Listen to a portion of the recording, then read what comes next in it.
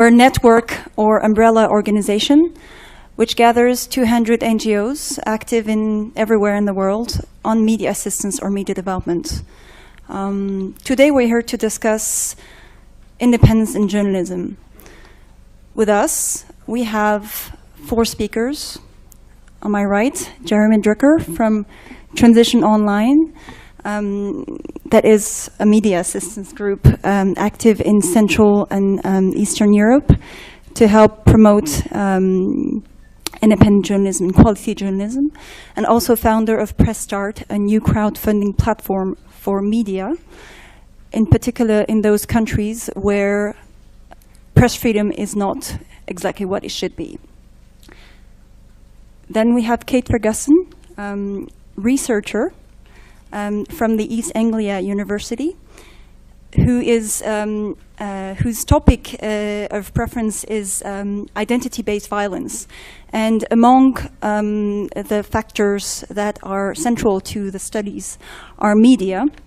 And she produced recently a paper, a review of evidence, called Countering Violent Extremism Through Media and Communication Strategies. She will talk to us about that later on. Then Samir Padania on my left, who has had multiple caps since I've known him. Lately, Samir was working for the Open Society Foundations on the Independent Journalism Program, and he's also worked with media assistance groups and human rights groups such as Witness or Panos. And his interest, and please correct me later on if this is not accurate enough, is in how digital technologies are disrupting journalism and other factors in our global society. And lastly, Gabriella Manuli, who is Deputy Director of the Global Investigative Journalism Network, an organization that is booming and blooming since 2.5 years now, and who is from Argentina and also investigating journalism herself. So welcome and thank you for being with us. The first question, and please be snappy about this because we have another 3 to go before having an exchange with the room, is from your perspective, and I will start with Jeremy,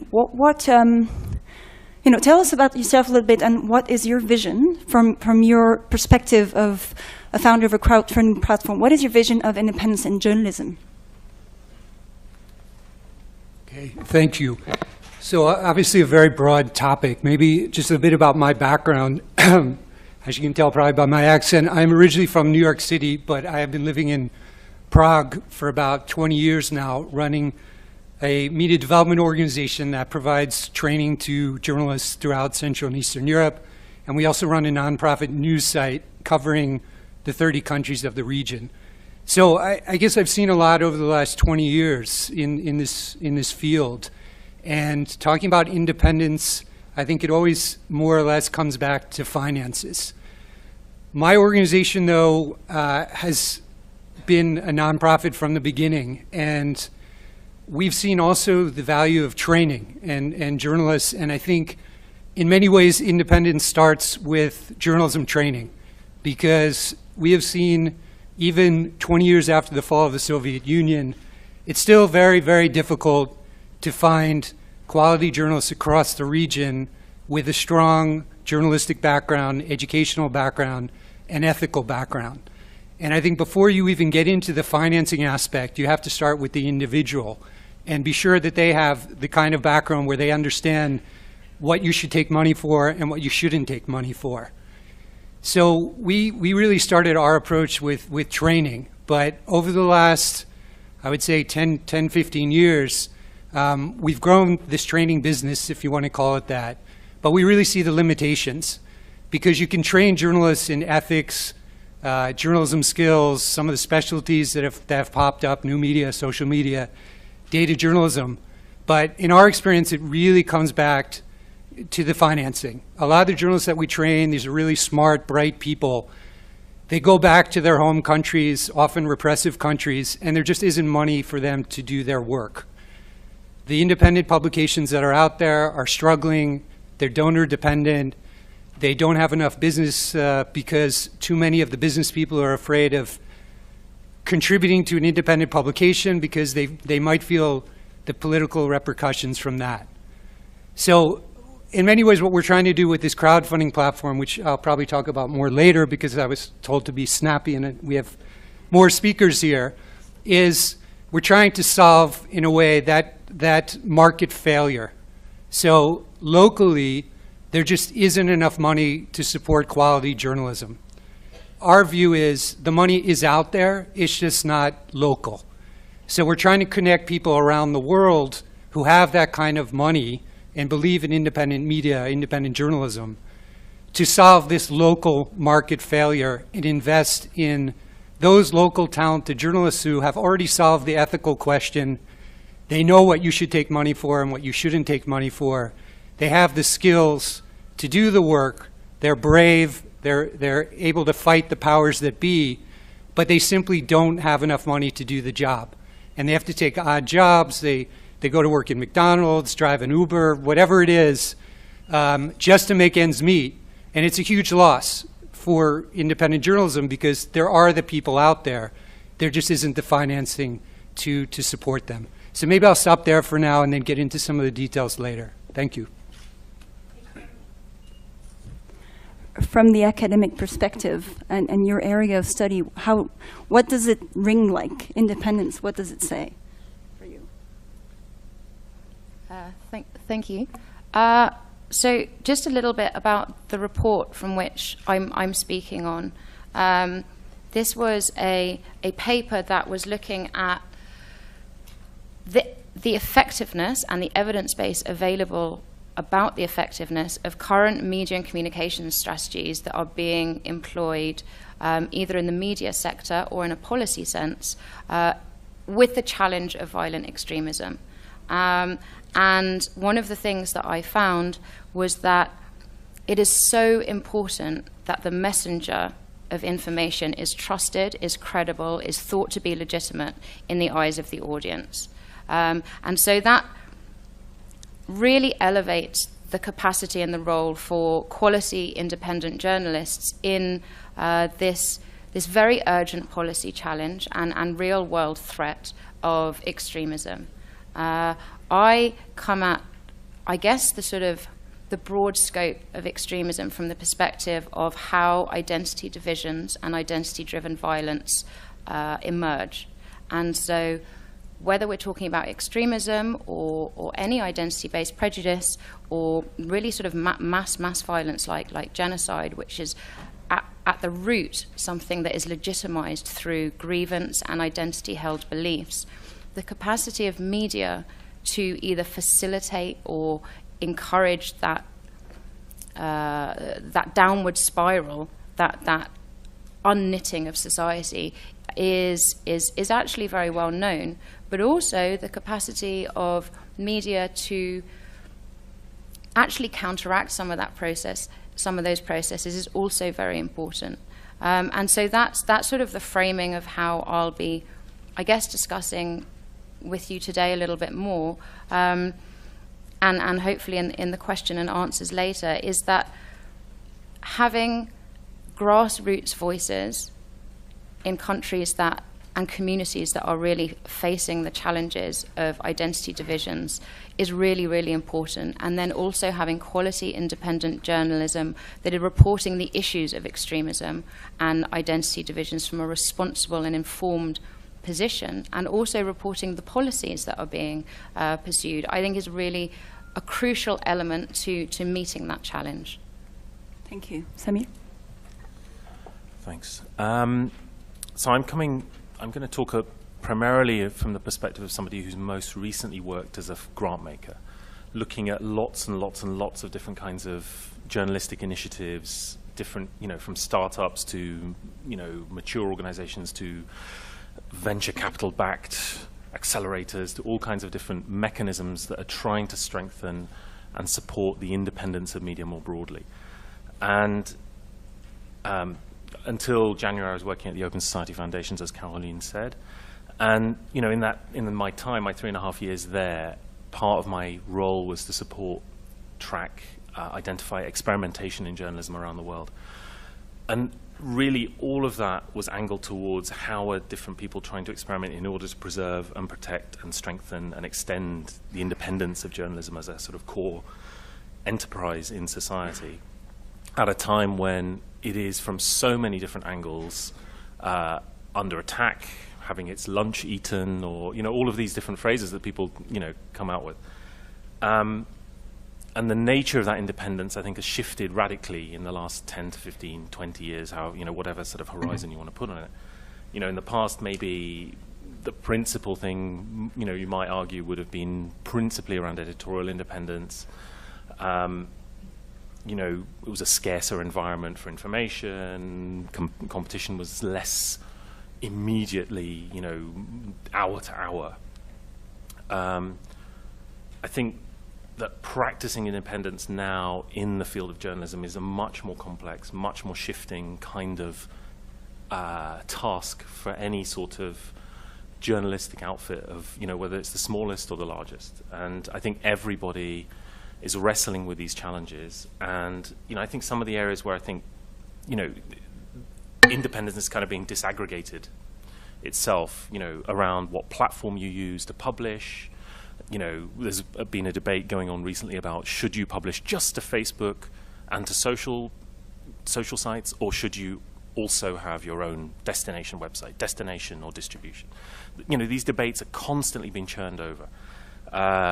People are outsourcing their comment moderation. Others are holding it entirely in-house. These, I think, in a way, they seem like fringe issues, but actually when you aggregate them and you look at all these different pieces, they're really what communicates a publication's own independence, a belief in the strength of its journalists, a belief in the strength of its own institution and its own systems. Distribution is an enormous question. I'm sure we'll get onto that. Even data. I think one of the things that news organizations, journalism organizations at the moment are being, this every day, if you follow things like Nieman Lab and so on, you're encountering stories, analyses, case studies all the time to do with engagement. There are, 3 in the last 24 hours. All of them explaining, interesting new ways that news organizations are finding new sources of revenue, new sources of independence and relationship through cultivating communities, very deep communities, could be local, could be thematic or whatever. One of the things that I think will probably come and start to hit on independence then, or at least the perception of independence, is how then all that data is held, the ethics of an organization, how news organizations, which are kind of stewards of public interest in many respects, how they themselves are using and stewarding that data and making money off it in order to sustain their own resources. And I think, those sorts of things are still a little bit buried and they haven't really come to the fore in discussion. And then, of course, you've got very obviously financial independence, and that, funding for journalism is in crisis. It's being rethought, and I think funders, as we'll come later in the session, we'll talk a bit more about, what funders and different kinds of sources of money are sort of emerging to support that kind of independence. But I think what it demands is also a very different kind of journalism and journalism organization. So I think really the terrain has shifted a lot, but it continues to shift. So I think journalism is constantly now redefining what independence means. Thank you. Gabby, investigative journalism has been making the news quite so in the last 2-3 days. What can you say about that? Yeah. First of all, I would like to say a few words about GIJN and what we do. We are a network that our members are organizations that are dedicated to investigative journalism, so we are not a reporting organization, but we provide services, and we are a global hub for our members, but also we aim to the global community. We give resources to investigative journalists and any journalist that is interested in investigative stuff. Now we have 128 members in 57 countries, and we keep growing. Every 2 years, we organize the Global Investigative Journalism Conference. The first one was in 2001, and the next one will be next year in South Africa. And this year, we are very excited to organize the second regional conference on investigative journalism in Asia, in Nepal. That's an area where they really need a lot of help to try to strengthen investigative journalism. So we provide resources. We are on social media. You can follow us at GIJN on Twitter, etc. So about my vision on independence in journalism, first of all, I would like to quote David Kaplan, the GIJN executive director. He always quotes an old editor of him that he always said that there were never good old times. Like sometimes you think to idealize the past, but investigative journalism has always been struggle inside the newsroom, outside the newsroom. It's very expensive, it's time consuming, and it was always struggling with funds. That's something that we need to keep in mind. But having said that, there is also good news, and you could see a great example this week on the Panama Leaks. That was a project of ICIJ, that is one of our members, along with a lot of our other members worldwide. And it was huge, and it shows the importance on investigative journalism and how technology is changing everything and how the paradigm is changing. Now it's more collaborative. There are tools. We are out there. But also, as technology is changing and we have more tools and we have more collaboration, also the backlash on investigative journalism is very, very strong, and we need to fight that. And something that, of course, we would like to talk later about, the funding on investigative journalism is very, very low. And we need, really, all of us to make the case about the impact on investigative journalism and how we need more funding and the importance on investigative journalism for democracy. And basically independence on trying to, being able to publish whatever you found, and no censorship, and most importantly, no self-censorship. Thank you, Gabby. In terms of format, we'll go through another 2 or 3 questions, and then we'll have a Q&A with the room. And our director, Abhinandan, who's sitting here now tweeting, will be moderating that part of the discussion.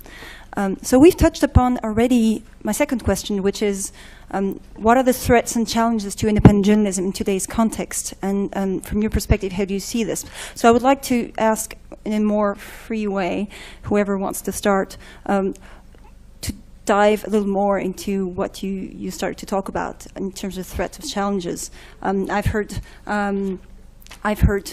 about the funding, the very low funding for investigative journalism. I've heard about the influence also of governments or foreign governments into funding when it comes to having an agenda of counter-radicalization, for example. What kind of challenge does that bring to journalists themselves? Crowdfunding, that seems like a solution. Is that a solution for everything? In which cases, and so on? So, please.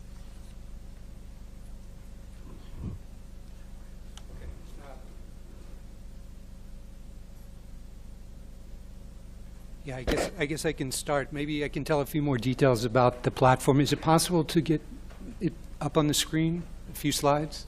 Okay. So this is the site I was talking about, and as I said initially, we're trying to solve this, as it were, market failure. Part of the problem, though, that we see in terms of bringing local quality journalists to an international audience is simply crowdfunding is still, even though we've heard about it in Europe and elsewhere, it still is not a widespread concept. So in a lot of the countries that we're talking about in the developing world, countries in transition, journalists have probably never heard of crowdfunding, let alone Kickstarter or any of these big platforms. So our goal and our part of the solution, and I should really emphasize here, as Caroline said, crowdfunding is a potential solution. I'm not one of those people who's going to get up here telling you it's going to solve the crisis in financing journalism. I think it's part of the solution. It's one possible revenue stream.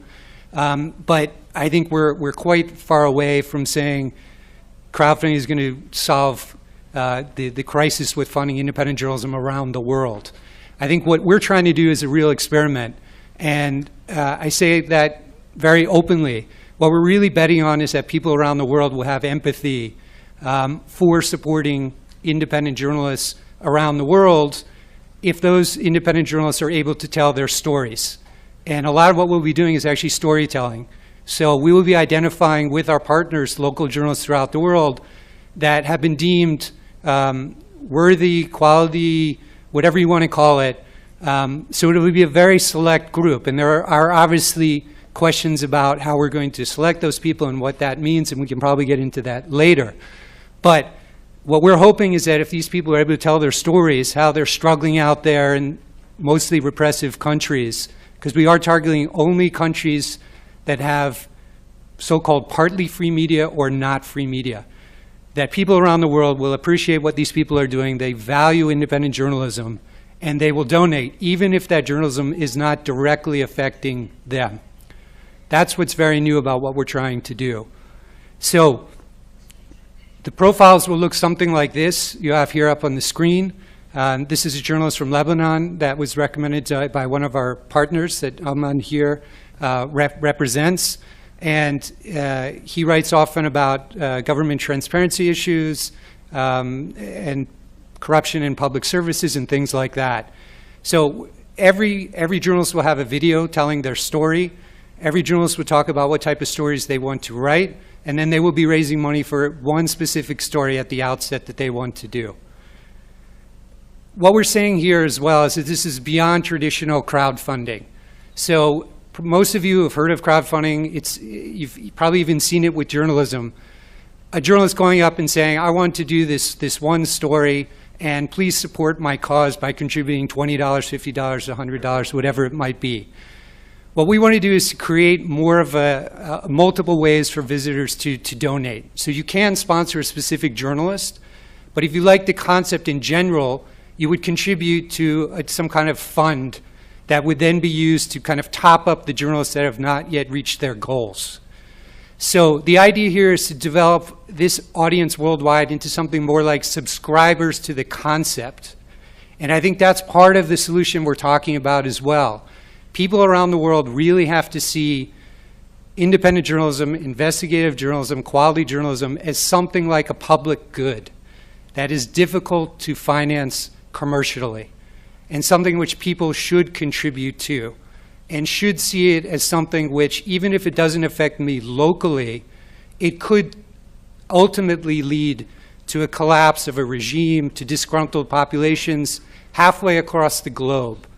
And that those failed states, which might be failed partly because there is no journalism to bring the authorities to account, to monitor the governments, that can affect me, whether I'm sitting in Iowa in the US, here in Perugia in Italy, Japan, wherever. In this interconnected world, people have to understand that the lack of independent media halfway across the world can, in a way, ultimately affect me locally. And I think that extends not only to just normal people willing to contribute, but as we've seen in the US, the idea of philanthropists contributing to independent media has changed dramatically over the last 15 or 20 years. So it used to be obviously that rich people would support hospitals, orphans, environment, things like that. There's been a huge movement now in the US, and I believe in the UK as well, for wealthy people to understand that they should also contribute for the better good of mankind, if we want to make it a little dramatic, to independent journalism and to keeping newspapers like the Washington Post alive. Jeff Bezos bought that, as you know, from Amazon, and other media, much smaller, from the smallest to the biggest. So I think that's part of what we're talking about, and that's part of the changing mentality that we're trying to build upon on an individual basis. But I think to solve this question we're talking about, ultimately people do have to understand, as I said before, a public good. This is something which everyone should invest in, because it's very tough to come up with commercial solutions. And I guess that would be the last point I make, is simply, I think there's something we have to differentiate as well. It's not simply supporting independent journalism, because I've been running an independent site for the last 17 years. And through all we've done, we've had sponsors, we charge subscriptions. I can honestly say that we have been independent all that time. No one has called the shots about anything we've written. But I wouldn't say we have done the best job we could in producing quality journalism across the region because we've always been underfunded. So you can be independent, you can start up a blog, you can have a great Facebook page, you can call that independent, but are you really able to do the quality journalism without the financing necessary to do it? So I think there's doing quality independent journalism versus simply doing independent journalism. I'll finish there. Thank you. Thank you, Jeremy. That reminds me of the changing mentality phrase. Reminds me that lately the GFMD has been quite involved into a big campaign, and well, we hope it did push for that result. It's not just us, of course. The new United Nations Sustainable Development Goals that are already now in effect, and everybody's scratching their heads as to how it will be implemented, do have a goal or a specific target that is on access to information, and that is a mentality change, because so far there was not a recognition of the role of media and access to information at such a broad level, and hopefully there will be at some point some connection also with the made with the funding revenues and the responsibility, the global responsibility that we have, each of us. Kate. Yeah, that was a really great lead-in, actually, because I find it really interesting that the United Nations Secretary General report on countering terrorism actually really does draw out the importance of media and the importance of independent media, trusted media, inclusive media, and it sets out a set of, I think, very strong recommendations that really do identify and tap into the capacity of all forms of media and media platforms, but responsible and accountable journalism in tackling these challenges. That's the first time I've actually ever seen such recommendations spelt out in this way, and I think that that's something really positive. On the negative side is, in that same report, it also includes a provision for the need for a strategic communications response and counter-narratives. And so that's the tension that really is at the heart of my current research and my current paper, is this challenge coming from primarily the policy and security sectors, really trying to champion a strategic communications approach to the challenges of violent extremism, and now bleeding out into a more broad approach to communications. And the phrase "an information war" is something I'm hearing more and more, even though I'm not entirely sure if I understand in what way that term is being deployed. It's a very confrontational term. The behaviors of, say, Russia, and how a lot of Russian state media is produced, appears to be provoking an odd retaliatory response in some policy sectors. And that is being reinforced by an existing dominant conversation in Western democracies about responding to the threat of violent extremism through strategic communications and counter-narratives. And that really does pose a challenge and a threat to other forms of communication and media-oriented strategies, and also just sort of platforms that exist. There is certainly a funding issue there. There are certainly concerns that funding is being diverted away from, say, media assistance or media development to this strategic communications area, which I was able to find no empirical evidence actually is having a demonstrable impact either on the audiences or on reducing the real-world threat. There are another couple of challenges I'd probably like to emphasize here. One is populism, and the populist press poses a challenge, I think, to journalists who want to report on these very emotive and very dominant issues. When we hear extremism being talked about, on the whole in the UK, the loudest voices are not necessarily those that are the most informed. So that's a sort of challenge, I guess, to the independent journalists, to those with the sort of will and the skill and the bravery, really, to sort of try and seek out that access. And of course, that comes into all of the problems that we've just been hearing about training and funding. And I think everyone else on the panel is far better placed to sort of talk about those challenges. But that is something really key.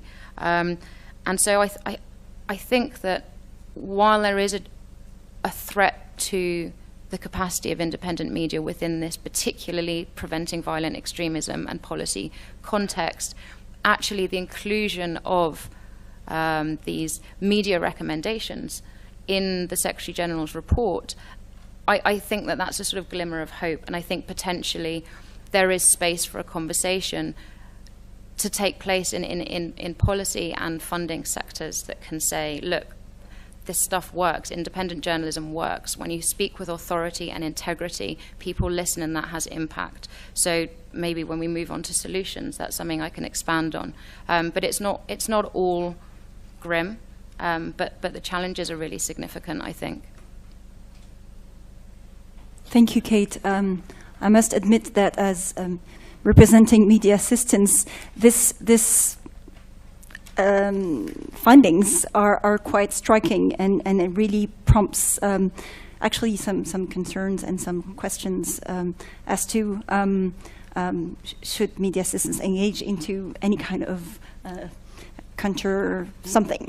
And I would really look forward to also having concrete cases from your study later on in the conversation, just to get a sense of what this really means also on the ground and locally, and what's happening when you're in media in Syria or in Ukraine or in the Baltics, and you get this kind of request, or you engage into that kind of work.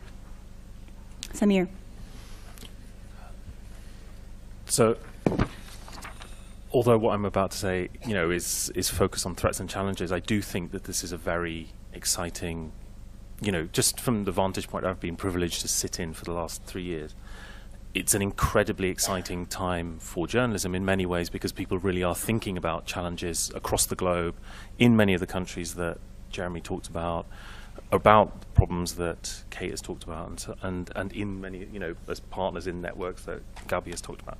So I think there is a lot happening, and people are thinking about and engaging with the challenges. So it's not a bleak picture like, Lord of the Rings kind of thing. But at the same time, there are traditional challenges that haven't gone away.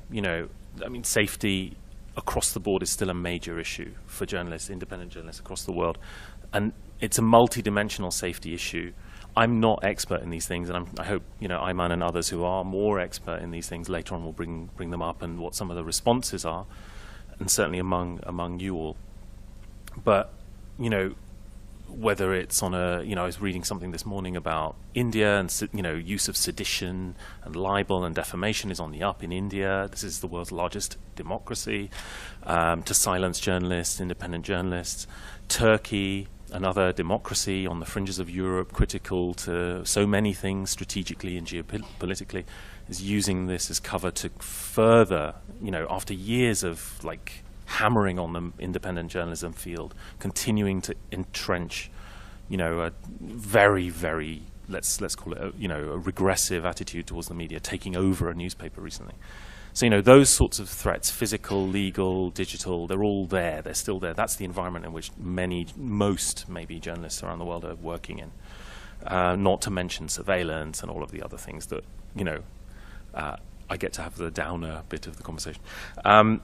But more broadly, civic space is also being cracked down on. So it's not just journalism; it's civil society more broadly. It's free expression, free assembly, and free association. There's a general crackdown on open space in many, many, many countries, and ones that you wouldn't necessarily expect to see on the list. So that's a backdrop against which, it makes it harder for journalism in many ways to try and push back, to generate revenue, to get public support, as Jeremy was saying, with advertisers who are maybe reticent about putting ads in publication or on a website in case it's seen as an endorsement of an opposition view. All of that kind of stuff we know pretty well. But the new threats, I think, are the ones that we're really having to think about harder, and nobody has a solution yet, because these are really tricky and interlocking threats. The dependence on sort of technical platforms, technical providers, big tech, the Googles, Facebooks, Twitters, and so on.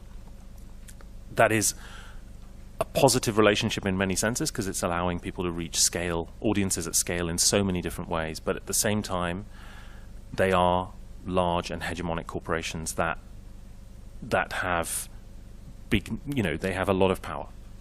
So the relationship between in the journalism field with those companies is both to involve themselves and to try out products and so on, but also to try and understand how can we preserve some independence and so on. And I think that is an ongoing and narrowing field for independence, and it's a real threat.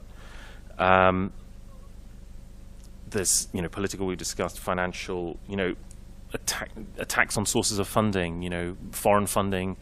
In India, for example, it's not possible for journalism. You cannot do it. In Turkey, it's extremely difficult to do. Grants that are given sometimes are returned. There's an extreme pressure even on sources of funding that were traditionally available. And crowdfunding in many places is not, the legal structures around it are very, very difficult then, to navigate and so on. Many of the crowdfunding sites, Kickstarter, for example, were here last year doing a workshop. And it's not easy for them to operate in certain countries. You have to have, I think it was I forget which Balkan country it was, they wanted to set up a media center. They had to have somebody in the US act as the recipient of the funds and then have the funds transferred over, right? So, even in newer solutions, it's still difficult. And then I think the one I really wanted to pick out, I think, once you start drilling into, I think it can seem quite an overwhelming challenge. Fact-checking in the last 2-3 years has become, if you're not aware, there are many, many new fact-checking units, independent fact-checking units around the world. In the 70s, 70-something sites that are active throughout the year, 60-plus countries, doing extraordinary work. Innovations in Argentina and in Ukraine and here, there, and everywhere. And there's a couple of people here. I think there's a panel later in the festival on it. Already, the weapons or the methods of fact-checking, this independent fact-checking, are being taken up by, for example, political groups or advocacy groups within society, who are taking those tools and weaponizing them and using them to, for want of a better word, pollute or control the information sphere and add to the amount and quantity of data and of information and of standards and everything else. So in a sense, that proliferation of sources makes the role and trust in journalists even more critical, and holding on to that and reinforcing it is something that I think is, as I was saying before, I think a constant and shifting challenge. The fact-checking movement a year ago, you'd sort of say, well, you know what, they've pretty much nailed how to start, how to do this in lots of different countries. But already in the US, it's becoming an incredibly difficult battle with other kinds of groups. So I think that, and that's without factoring in things like, machine intelligence and bots and all of those sorts of things. So you get the positive bit. Maybe, or even more. Okay, I don't know if I can give a positive. If I have to talk about threats and challenges, specifically for investigative journalism, I think I can just talk all day or maybe all festival. So I'm going to mention a few, but this is not a comprehensive list, of course. We face so many challenges. The change in financial model, the technology, the change in technology is also a challenge because you need to be up to date, you need to have the resources. Of course, safety issues, violent assaults, legal harassment, lack of access to public records and documents, scarce resources, lack of good quality standards, and lack of training in a lot of parts of the world.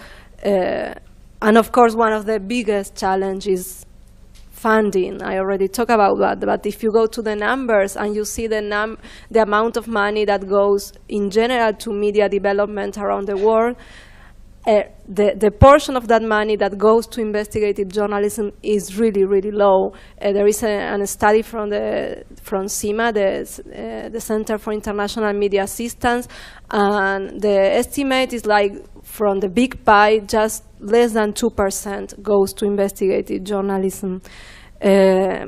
Then it's really hard to get funded, and when you go to donors and they really want you to show your impact, and sometimes it's really difficult to quantify the impact of investigative journalism, because it's not the number of clicks or the number of people that access your stories, but actually sometimes you save lives, you change the world, but that's really long term.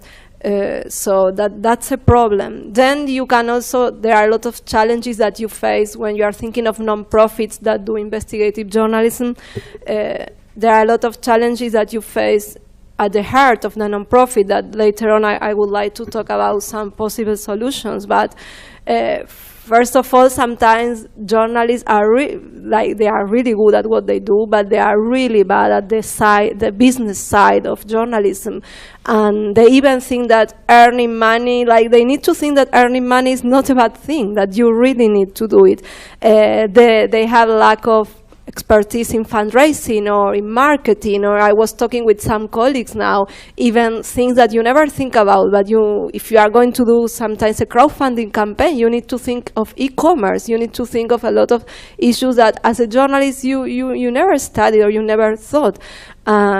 And if you are not good at it, you need to know that you can hire someone or you need to find money for that. But that's also a problem, because sometimes the grants that you get through foundations are for projects, but they don't pay for capacity, they don't pay you for the office space, they don't pay you for staff.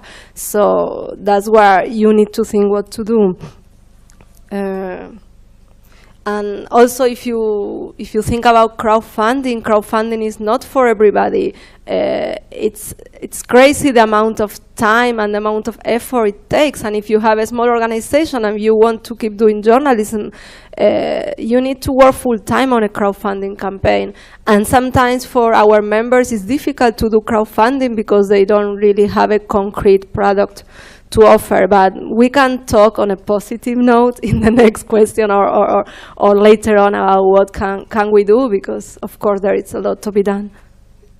Actually, if you can bounce on that, going to the last couple of questions that will contract into one, because we really want to be having time for exchanges, is so we've heard a lot about the difficulties and the challenges, but what can we do? What is GIJN doing?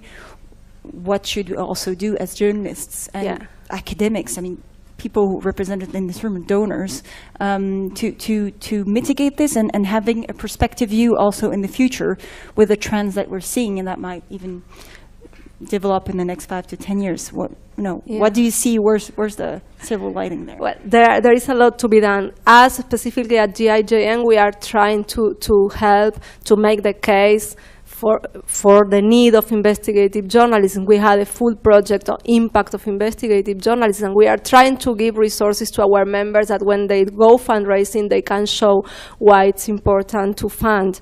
Our members really need to it's really important to diversify funding. You can't just rely on one foundation to give you the money, because that can come and go. And then if from the organizational perspective, I think you really need to think out of the box, and I will give you some examples out there. First of all, apart from doing reporting, you can offer a lot of things. Apart from publishing your stories, you can offer services, you can do consulting, you can be a fixer. When something happens in your country, you can have an arm of journalists, a group of journalists that can be fixers and can help people to do that. You can do training and charge for that. When you do your stories, you can syndicate them. You can charge from the stories. Sometimes it works giving them for free because you get a lot of publicity, but sometimes it works to charge for your stories. You can do special events. You can do lunch talks with the editors. I don't know, the Texas Tribune in the US does a trivia night. They do events. There is an organization in the US here that is doing investigative reporting plus theater. So you can go to the theater and watch an investigative story. The Wisconsin Watch, also in the US, they mix investigative journalism plus art, and they did the sculptures, an artist did the sculptures based on the stories, and they tour the country and they show the problems. These are just some examples. Crowdfunding, there is a lot to be done, and there are great examples. I don't know, in Hungary, at Lazzo and Direct 36, they did successful crowdfunding campaigns. Corrective and crowd reporting in Germany. Publica in Brazil, for example, they did crowdfunding, and Natalia Viana was talking in one conference, a global conference, about how they organize a carnival party for the readers. So, like, it doesn't have to be boring. I mean, you can do crowdfunding, you can have a party, you can have a carnival party. Of course, in Brazil, it's difficult to match that fun, but you can try. You can sell databases. If you get access to public records, you can sell that information from other people to use it, not journalists, but other organizations, companies might be interested. You can get a paywall. You can have stories paid per read. I think it's like thinking out of the box.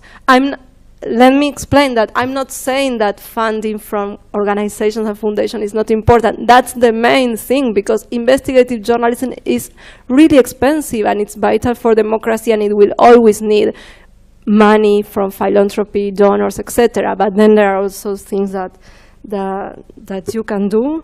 So basically, I hope it was more positive note. I'm just wondering if anyone already has made the charts on how much money was and tax evasion has been uncovered with the Panama leaks versus the actual funding that goes to investigative journalism.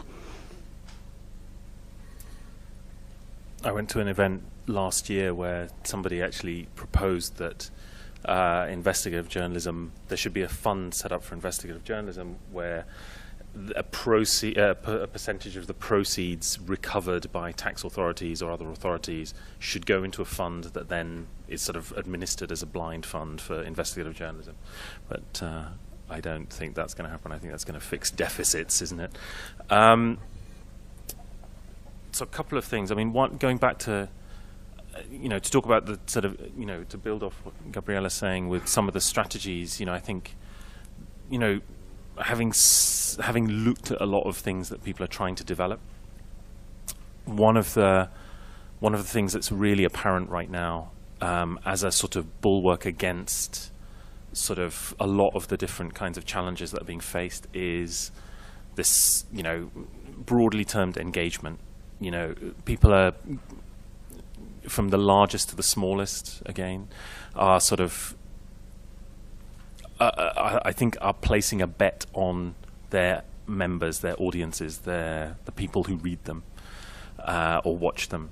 They are the font of all income. They are the font of stories. They're the font of their support in times when they're being aggressed or attacked.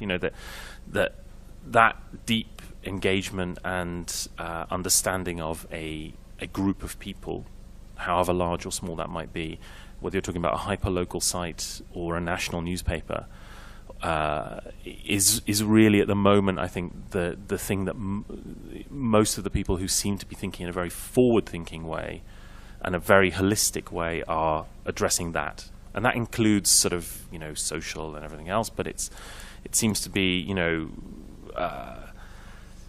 a very sort of deep source of interest right now, and a bet that people are making. And if you look at examples like De Correspondent in the Netherlands, which gets bandied around an awful lot, I had a very long conversation with their founder recently, and I think a lot of their thinking really does resonate. It was a break with a sort of cognitive model of news that they didn't like anymore.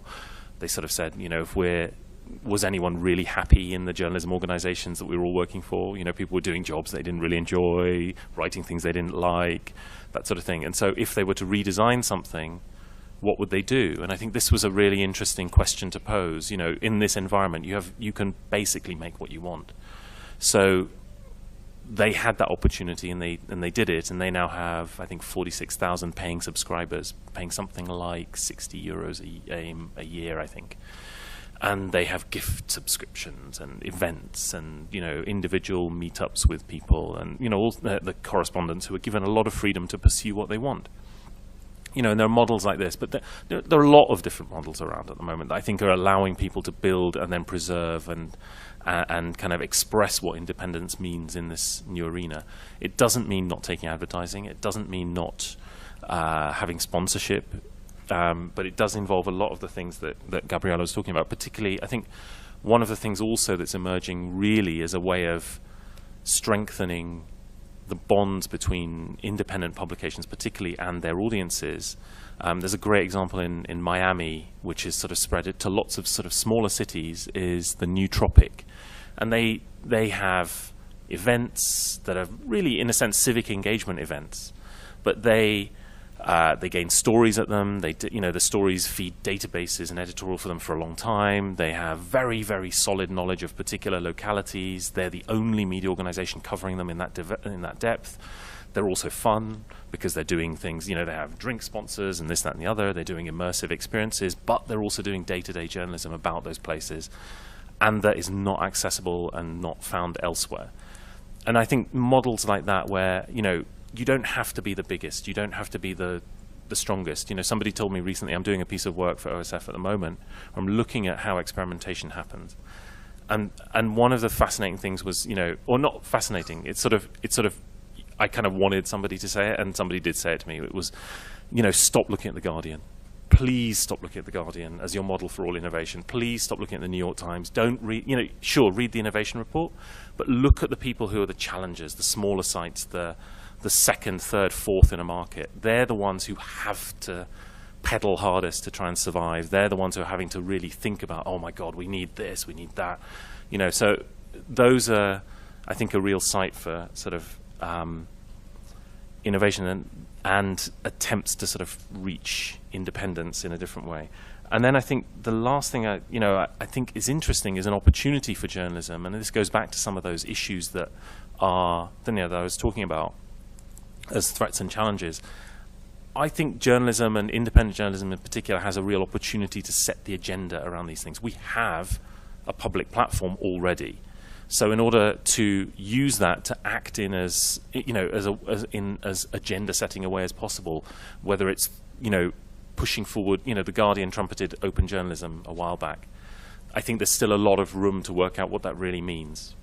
There are lots of people practicing open journalism in lots of different ways, but I think it's something that is still up for grabs, and independent journalism has an opportunity to do that. Ethics, I think, again, you know, around data and so on, as I was saying before, these are areas where actually a lot of people are not innovating and not setting the agenda, and journalism has an opportunity with its unique perspective and approach and its role in society to actually model a kind of behavior and set the tone of the conversation, which I think might also engender that kind of support and public support that's, you know, it's long term, but I think, you know, there are lots of opportunities like this, you know, and we can talk about funding later. Thank you. If you could be, please, maybe a bit concise in your final intervention, so we still have a bit of time. We'll have 20 minutes to interact with them. It's less than I hoped for, but let's leave some time for this. Thank you.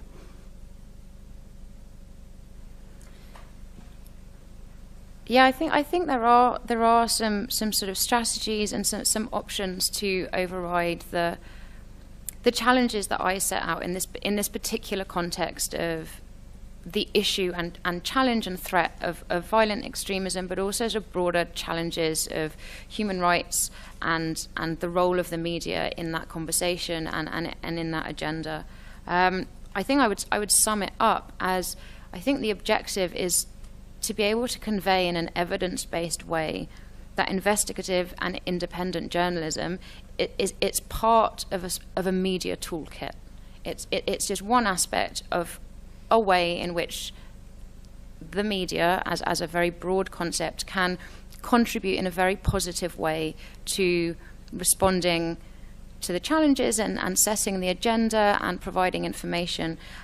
But even that media toolbox is only part of a very, very complex development, governance, human rights agenda as well.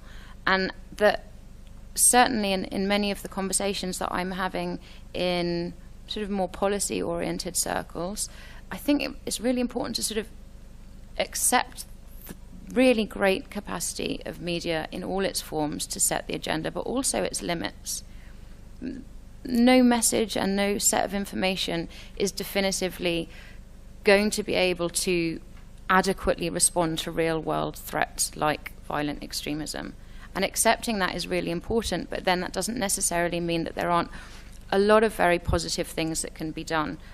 You asked me to be brief, and you also asked me to talk a bit about media assistance, so I shall do that, and then any other aspects you think I can cover, just come at me with questions now or later.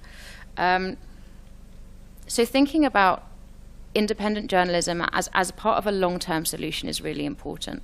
And also recognizing the capacity of independent and other forms of media to really address the root causes of these real world and policy challenges that I'm engaging with.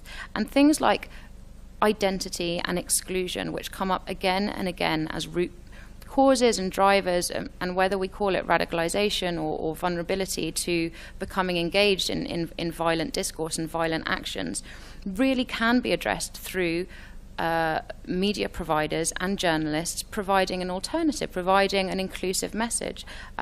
Training, really, really important. Equipping not just those producing media and information, but those consuming it about how and why we do that. And that can go right from very small children to almost everyone participating in this conversation and everyone engaging in these challenges. Working in partnership with local respected and legitimate voices in media assistance, either in community or on a bigger scale, is so, so important. Because I'm not suggesting for a minute that any media assistance package is going to provide a solution and be positive. It has to be developed with a research base and evidence base and address the certain nuanced and very local and specific processes that are going on in the human rights sort of conversation in that context. Working with all of those different stakeholders is really key to ensuring that any program of media assistance actually has the desired result of developing skills and independence and integrity. I guess I'll just, as an example, talk about former Yugoslavia maybe, where in response to state-owned media platforms in the 1990s, grassroots and also externally supported journalists came together and produced a whole sort of plethora of investigative and independent research platforms that have over the last 20 years really contributed to exposing political corruption, providing information on the prosecution or otherwise of war crimes committed in those wars, of discussing and placing the human rights agenda in a different space that wasn't already being done so. It's very difficult to measure the impact of processes like that, but when you take a long view of 20 years of the former Yugoslav states, those platforms have been incredibly important, and some received external money from the EU and elsewhere, and because of that there are elements to this day that do not trust those media providers because they're not thought of being independent.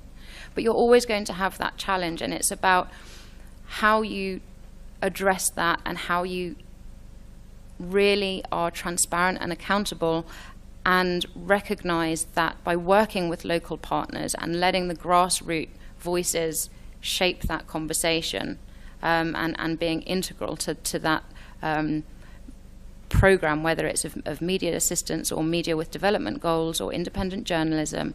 I think that that's really the key, not just to preventing violent extremism, but to preventing conflict and to addressing the human rights agenda and governance and development. And it's something that, if framed in the right way, and if we can start having a more joined up conversation between sectors, between media experts, independent journalists, and some of these policymakers and funders and development actors, then I think that there's a real opportunity for all different kinds of media approaches and tools to be prioritized and championed without necessarily contaminating independence and legitimacy. Thank you. 2 minutes, please, if you can.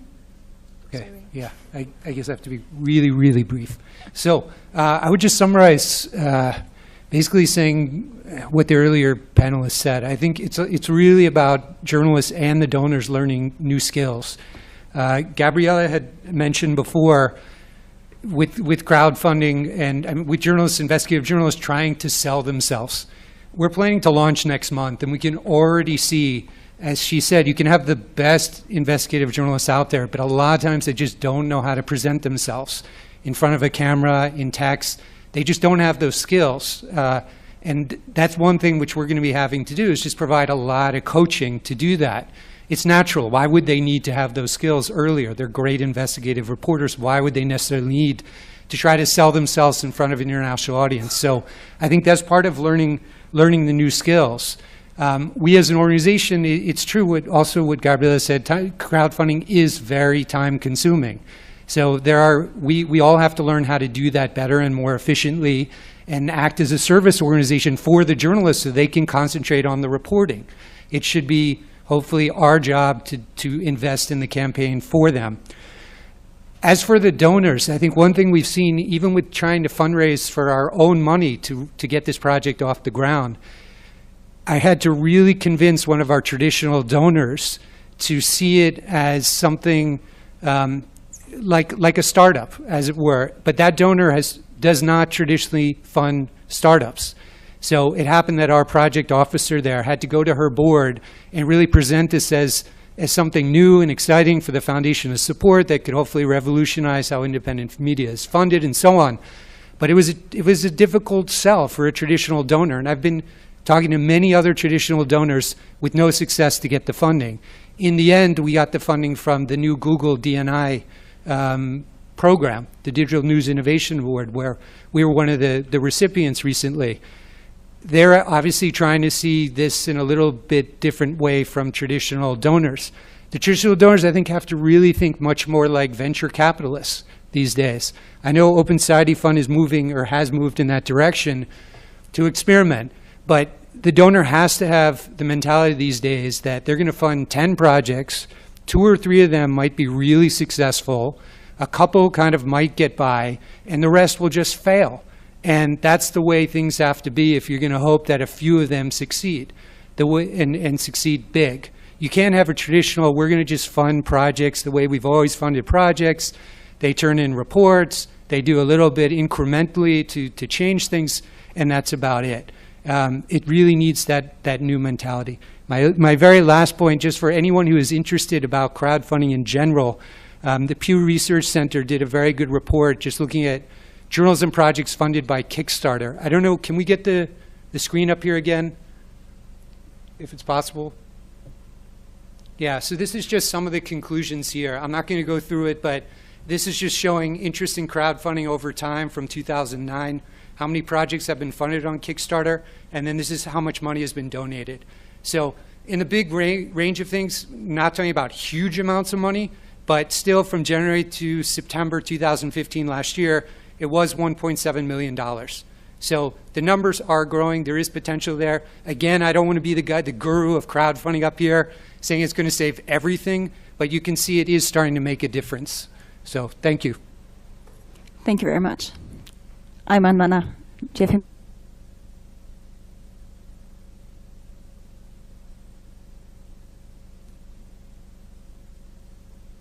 That our friend Kate likes a lot, breaking silos. Actually, probably from what we heard, breaking silos between those working for independent journalism and those working for journalist safety is essential. Breaking silos between policymakers and people in the media assistance world is essential. Breaking silos with those working in the technology sector, in artificial intelligence, in big data is also important because the various sectors have to work together. But there are two words or three words that we didn't hear on the panel, and maybe the questions can tackle these points. The link with public service and independent journalism. The link with media literacy, I think it's something that Kate's slightly tackled. And the last point that I also would like to mention is, for example, in some of the areas where independent journalism is very difficult, like the Middle East, access to satellite TV. When you have Nilesat or Arabsat completely controlled by governments, who has access to satellite is also a big essential issue. So I won't talk more. The first hand I saw was over there. Yes, please. My name is, well, it's okay? Okay. My name is Jean-Paul Martos. I'm based in Brussels. I work for the Committee to Protect Journalists, but also I'm a journalist. And I would like to just mention a report which was published 2 months ago in France concerning the attacks on the press. And this report shows that most of the attacks on the press in France, but also it could be extended to other countries like Belgium or Germany or other countries, doesn't come from the state. It comes from the owners and private actors. And it brings us back to a movement that you might not remember because you're too young. In the 70s, there was a movement called the Newsroom Democracy Movement, or in France it was called the Movement for Journalist Societies, which tended to create a protection from journalists inside their own news organizations against the intrusion of the publishers in deciding what was going to be published or aired. It's led to a declaration which was signed here in Milano in 1982, which is called the Milano Declaration, on the creation of societies of journalists. And I can tell you, I have been a director and I've been an editor-in-chief of a number of magazines and newspapers. The only protection that journalists had against my own arbitrary power to impose upon them not to cover a story or to cover nicely an advertiser was the protection given by the fact that those journalists had been recognized as the co-owners of the moral and political capital of the newspaper, of the magazine, which gave them the right to say, no, we're not going to go against, we're not going to accept an imposition on journalists to do something. So thank you, sir. So I think there's something which point. Should be perhaps discussed too. I mean, independence is also in relation to those real powers within newsrooms. Thank you very much. Your neighbor next to the window, please. Hi, I'm Ibrahim Hilal from Al Jazeera. I'm puzzled with the word itself, independent or independent journalism and independent journalists. Do you think independent journalists are only those who are working for their own? Or can we have independent journalists working inside organizations who are trying to impose editorial line on them, but there are margins for some journalists to be independent? And supporting independent journalists who are working as private sector, especially in the Middle East, and you know more than me, that we have a lot of intruders who are actually supported by security services and getting financial support from European Union and some financial support from the West. But actually they are working as politically oriented journalists independently. I have a question about the business model. Do we have a business model? Can we think of a business model for journalism in general that we can act up to build? Or is it a successful business model? Can we study? Thank you. The lady on the fourth row, please. Okay. Yes, thank you. My name is Nadia Bellardi. I do intercultural work, and I've done a lot of work in community media. And I want to hear your opinion on the issue of ownership, because if we look at what has been done by community media for the past 30 years, and community media, for those who are not familiar with it, is third sector media, so neither public service nor private commercial. It is taking the issue of independence to its highest form, meaning that the media is owned by the people who work in it, by the community that this media serves. And I think it's both amazing and tragic that professional journalism is actually now having to resort to exactly the same funding strategies and fundraising challenges that we have been doing for 30 years. We've been funding local community radios with subscribers, with live concerts, with parties, with gadgets and merchandising and crowdfunding and whatnot. And I think it's extraordinary that high-quality investigative journalism is now having to do the same. And I really hope this is not where public service is going to end up.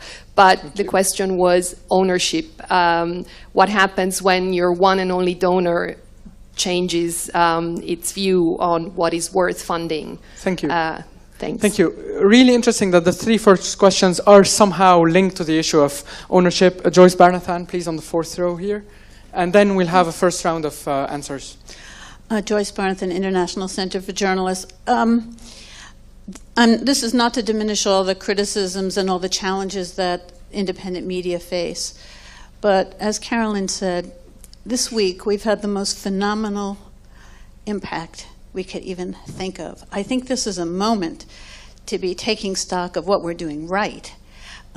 We have had 400 investigative journalists work around the world, kept the story quiet, broke it, have brought down the Prime Minister of Iceland, and that's just for starters. So you can be talking about investigative journalism, but there's been a huge proliferation of investigative journalism units. Yes, the financial struggles are there, but we're at an inflection point where journalists are doing amazing stuff right now. And I think if we look at this as a case study in going forward and how we can make our case, it might be very valuable. Thank you. Back to you. Who wants to start? With the positive. So I had a quick look at the Twitter timeline and saw that there's a discussion about what I said about sort of innovation in third-tier media organizations. I think it's very difficult to encapsulate within a tweetable quote what is happening within the media industry right now. Just, that's a caveat. So I think there's also, going to the PSB or public service organizations, I think, there are many around the world that are really at the vanguard of innovation because sometimes they have funds or units that can sort of fly under the radar or try things out. They have lots of space to try things out. So there's experimentation happening in all sorts of places. And I think the only thing I would say is that, the thing that we're encouraged to do is be as absolutely open-minded about where this is coming from as possible. I think that segues pretty well into what you were saying about the community media. I spent a lot of last year looking at cooperative structures for media. And I would argue, and I had this conversation with some of the ICIJ people, that ICIJ's model internally is kind of a cooperative. It's a commons-based model. I think it's something that media organizations have not necessarily exploited to the degree that they could do. There's all sorts of interesting initiatives happening, but not generally involving major news organizations. And so for that, ICIJ's model, I think, is an absolutely extraordinary flag bearer for commons-based, cooperative models of doing journalism, but still being able to have individual impact as a single brand, make money off it, all of that kind of stuff. I think it's a really extraordinary thing. And then, I think the other two things that were brought up, ownership, oh my God, what a problem, in so many different places. But I think the thing that's interesting is through things like Panama Papers, hopefully, I haven't delved into the data with any degree of whatever. So I think it will be interesting to see whether there is media ownership information that comes out through there. I know that, I was working with some projects in Latin America where there's a lot happening around ownership and transparency in Europe, and it's beginning in lots of other places. So that sort of movement is moving. And then the last thing is, don't forget, lots of NGOs of ours, Amnesty, others, have tried to set up news services from outside of news, outside of journalism. One of the things that I talked to recently that was really interesting is the Greenpeace model. So Greenpeace UK is funding a thing called Energy Desk, and they also have an investigations unit.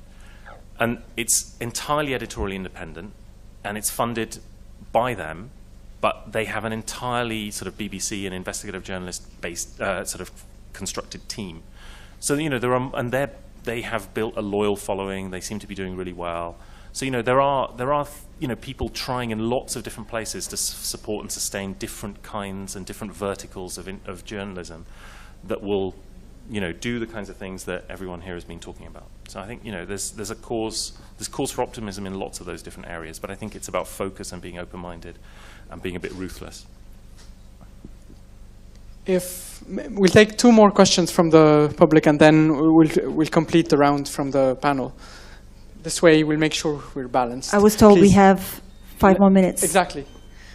Please, 30 seconds, and I'm really timing.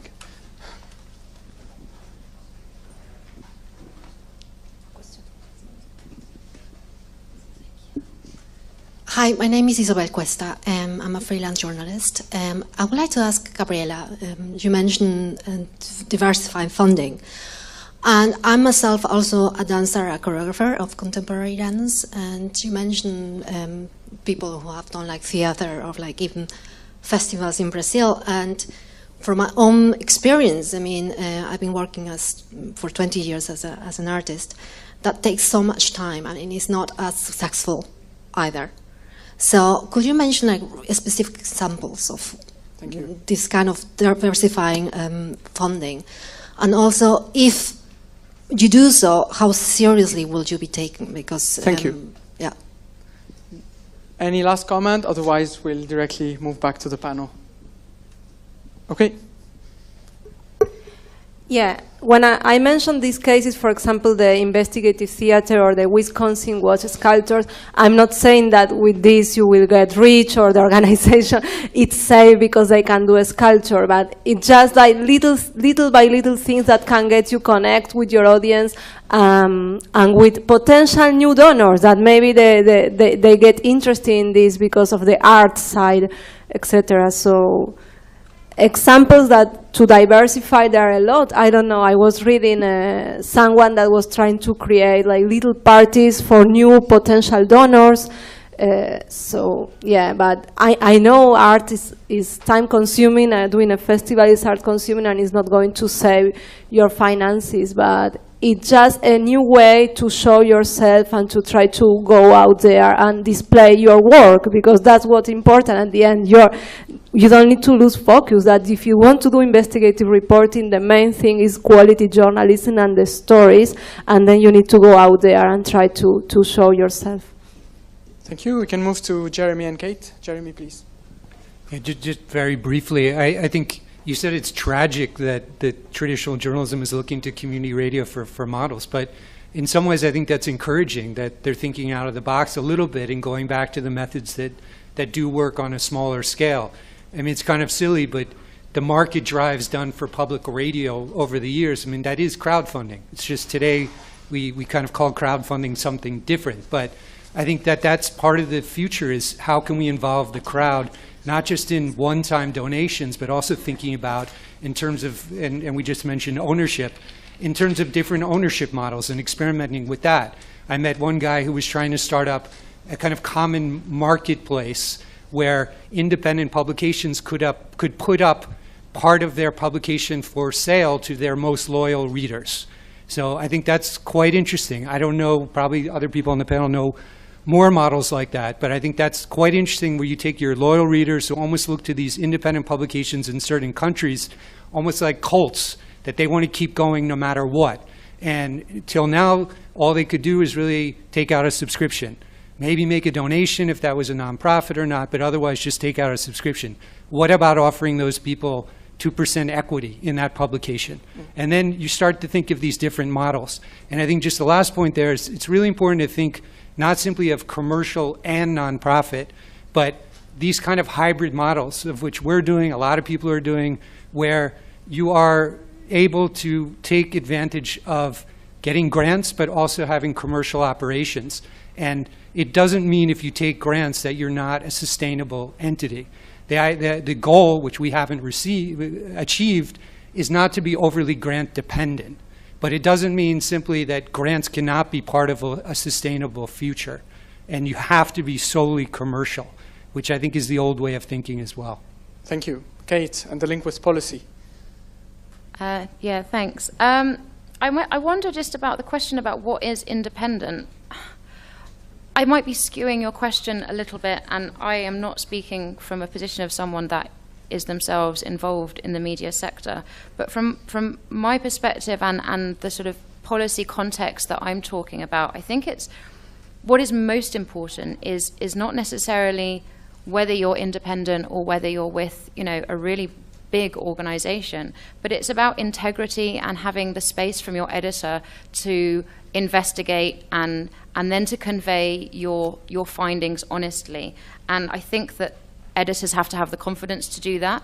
And also it's about responsibility. I don't know if that ties in necessarily with the issue of media literacy, but it's about building skills and understanding and expanding and having the confidence to push those boundaries and create those spaces, I think.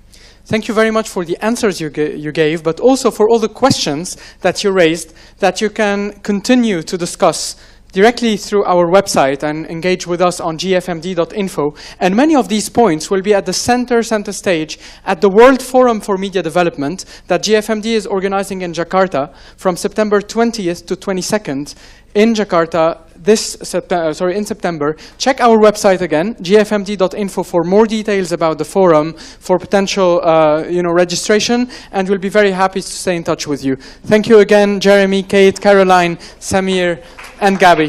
Thank you very much for it. The first question, and please be snappy about this because we have another 3 to go before having an exchange with the room, is from your perspective, and I will start with Jeremy, tell us about yourself a little bit, and what is your vision from your perspective of a founder of a crowdfunding platform? What is your vision of independence in journalism? Okay, thank you.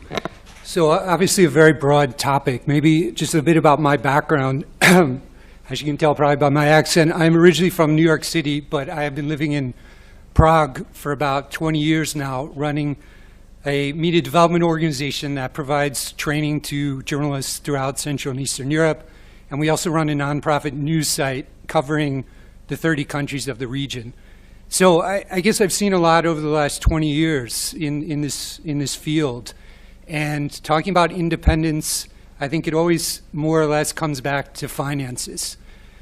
My organization, though, has been a nonprofit from the beginning, and we've seen also the value of training and journalists, and I think in many ways independence starts with journalism training, because we have seen even 20 years after the fall of the Soviet Union, it's still very, very difficult to find quality journalists across the region with a strong journalistic background, educational background, and ethical background. And I think before you even get into the financing aspect, you have to start with the individual and be sure that they have the kind of background where they understand what you should take money for and what you shouldn't take money for. So we really started our approach with training, but over the last, I would say 10, 15 years, we've grown this training business, if you want to call it that, but we really see the limitations, because you can train journalists in ethics, journalism skills, some of the specialties that have popped up, new media, social media, data journalism. But in our experience, it really comes back to the financing. A lot of the journalists that we train, these are really smart, bright people. They go back to their home countries, often repressive countries, and there just isn't money for them to do their work. The independent... Until January, I was working at the Open Society Foundations, as Caroline said. And in my time, my 3.5 years there, part of my role was to support, track, identify experimentation in journalism around the world. And really all of that was angled towards how are different people trying to experiment in order to preserve and protect and strengthen and extend the independence of journalism as a sort of core enterprise in society at a time when it is from so many different angles under attack, having its lunch eaten, or all of these different phrases that people come out with. And the nature of that independence, I think, has shifted radically in the last 10 to 15, 20 years, whatever sort of horizon you want to put on it. In the past, maybe the principal thing, you might argue would have been principally around editorial independence. you know, it was a scarcer environment for information. Competition was less immediately, you know, hour to hour. I think that practicing independence now in the field of journalism is a much more complex, much more shifting kind of task for any sort of journalistic outfit of, you know, whether it's the smallest or the largest. And I think everybody is wrestling with these challenges. And, you know, I think some of the areas where I think, you know, independence is kind of being disaggregated itself, you know, around what platform you use to publish. You know, there's been a debate going on recently about should you publish just to Facebook and to social sites, or should you also have your own destination website, destination or distribution? You know, these debates are constantly being churned over. People are outsourcing their comment moderation. Others are holding it entirely in-house. These, I think, in a way, you know, they seem like fringe issues, but actually when you aggregate them and you look at all these different pieces, they're really what communicates a publication's own independence, a belief in the strength of its journalists, a belief in the strength of its own institution and its own systems. Distribution is an enormous question. I'm sure we'll get onto that. Even data, you know, in the eyes of the audience.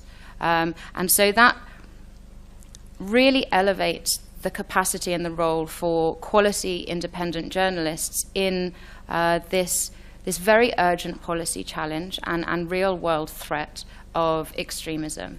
I come at, I guess, the broad scope of extremism from the perspective of how identity divisions and identity-driven violence emerge.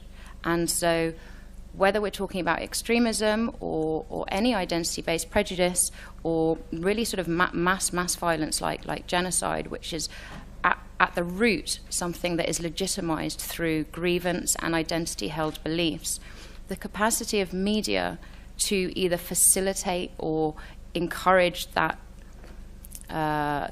downward spiral, that unknitting of society is actually very well known, but also the capacity of media to actually counteract some of that process, some of those processes, is also very important. And so that's sort of the framing of how I'll be, I guess, discussing with you today a little bit more, and hopefully in the question and answers later, is that having grassroots voices in countries that and communities that are really facing the challenges of identity divisions is really, really important. And then also having quality independent journalism that are reporting the issues of extremism and identity divisions from a responsible and informed position, and also reporting the policies that are being pursued, I think is really a crucial element to meeting that challenge. Thank you. Samir? Thanks. So I'm going to talk primarily from the perspective of somebody who's most recently worked as a grant maker, looking at lots and lots and lots of different kinds of journalistic initiatives, different, you know, from startups to, you know, mature organizations to venture capital backed accelerators, to all kinds of different mechanisms that are trying to strengthen and support the independence of media more broadly. And we're a network or umbrella organization which gathers 200 NGOs active everywhere in the world on media assistance or media development. Today we're here to discuss independence in journalism. With us, we have 4 speakers.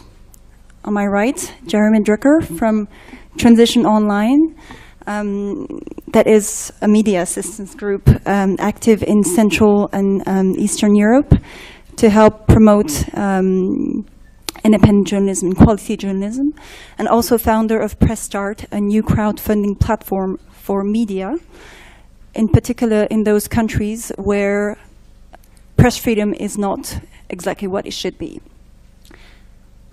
Then we have Kate Ferguson, researcher from the East Anglia University, whose topic of preference is identity-based violence. And among the factors that are central to the studies are media. And she produced recently a paper, a review of evidence, called Countering Violent Extremism Through Media and Communication Strategies. She will talk to us about that later on. Then Samir Badania on my left, who has had multiple caps since I've known him. Lately, Samir was working for the Open Society Foundations on the independent journalism program, and he's also worked with media assistance groups and human rights groups such as Witness or Panos. And his interest, and please correct me later on if it's not accurate enough, is in how digital technologies are disrupting journalism and other factors in our global society. And lastly, Gabriella Manuli, who is Deputy Director of the Global Investigative Journalism Network, a very an organization that is booming and blooming since 2.5 years now, and who is from Argentina and also investigating journalism herself. So welcome and thank you for being with us.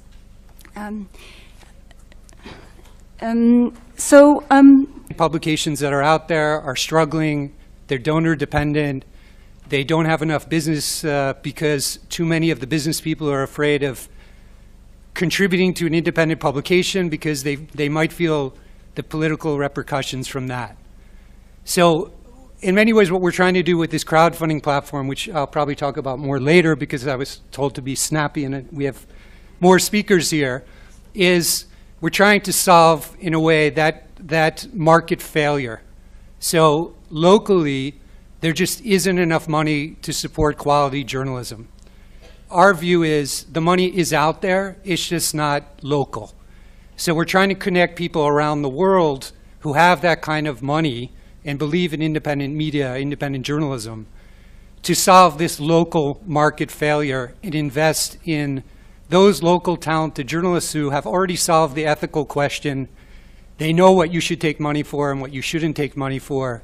They have the skills to do the work. They're brave. They're able to fight the powers that be, but they simply don't have enough money to do the job. And they have to take odd jobs. They go to work in McDonald's, drive an Uber, whatever it is, just to make ends meet.